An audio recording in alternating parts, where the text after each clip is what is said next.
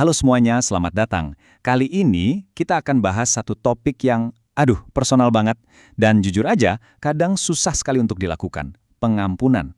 Ini adalah sebuah perjalanan batin yang saya yakin kita semua pernah atau sedang alami.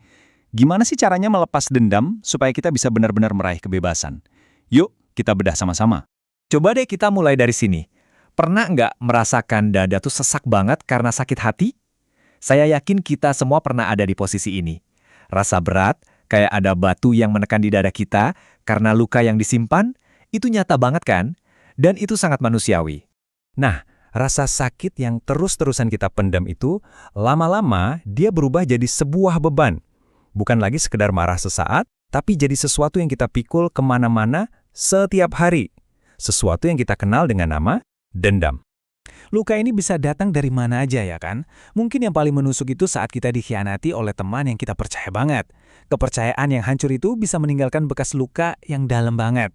Atau bisa juga datang dari orang terdekat kita, yaitu pasangan. Perasaan diremehkan, nggak dihargai, itu bisa pelan-pelan menggerogoti hubungan dan meninggalkan rasa pahit yang nggak hilang-hilang. Bahkan di lingkungan profesional sekalipun, diperlakukan nggak adil sama rekan kerja misalnya. Amarah dan dendamnya itu seringkali kebawa pulang kan, mengganggu pikiran kita, padahal jam kerja udah lama selesai. Terus apa sih akibatnya kalau kita terus-terusan pegang semua rasa sakit ini? Ada satu analogi yang menurut saya kena banget.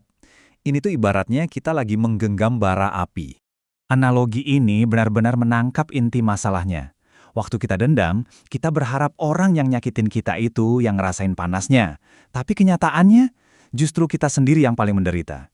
Tangan kita, hati kita, jiwa kita hangus terbakar oleh kebencian itu sendiri. Oke, jadi gimana caranya kita melepaskan bara api ini?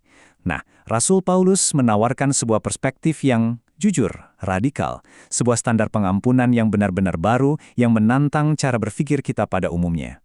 Ayat inilah kuncinya. Coba perhatikan baik-baik kalimat terakhirnya. Sama seperti Tuhan telah mengampuni kamu, titik beratnya langsung pindah. Bukan lagi soal apa yang orang lain lakukan ke kita, tapi soal apa yang Tuhan sudah lakukan untuk kita.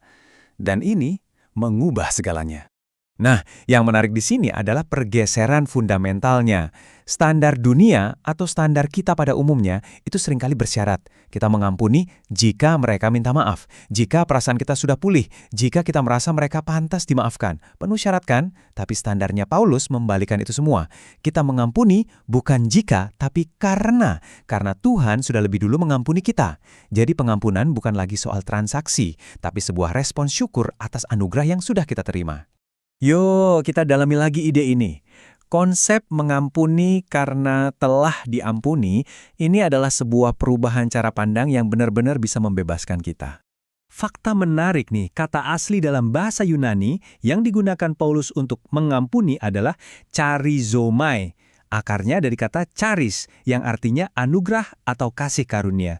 Jadi secara harfiah, mengampuni itu adalah tindakan memberi anugerah secara cuma-cuma. Bukan karena si penerima layak, tapi karena kita yang memberi ini sudah berkelimpahan anugerah. Inilah poin utamanya. Saat kita mengampuni orang lain, kita tidak sedang berkata, oh kesalahanmu nggak jadi masalah. Bukan itu.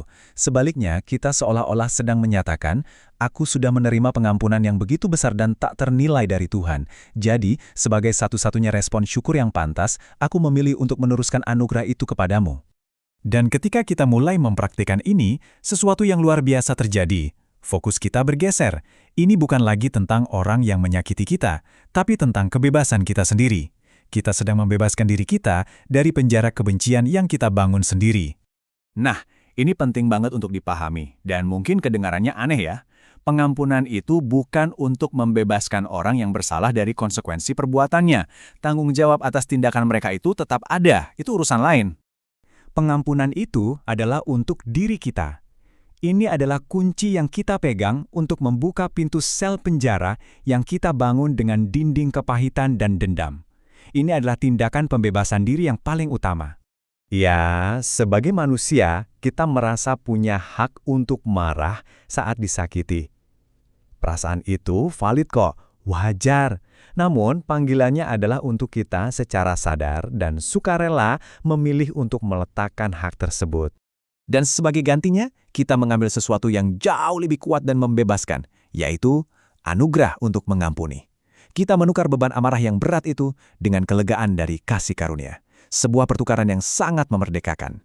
Maka dari itu, kita tutup pembahasan kita dengan pertanyaan ini. Mari kita ubah total pertanyaannya. Berhenti bertanya apakah orang itu layak dimaafkan, coba sekarang tanyakan pada diri sendiri. Apakah saya siap untuk bebas dari beban ini? Siapkah aku untuk melepaskan bara api itu dan akhirnya merasakan kelegaan? Keputusan itu ada di tangan Anda.